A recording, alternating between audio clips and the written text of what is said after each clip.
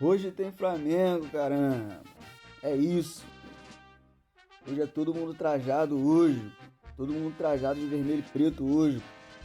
Caramba, hoje nós tá pra cima hoje, filho. É isso. Flamengo e Mirassol. Jogo que vai ser no Maracanã. Então aqueles piques.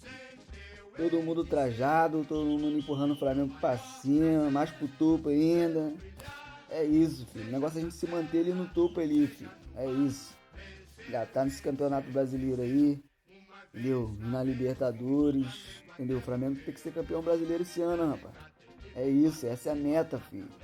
Hoje é só os de raça em campo hoje, só os pitbull, entendeu? Hoje tem que ser aqueles piques, filho.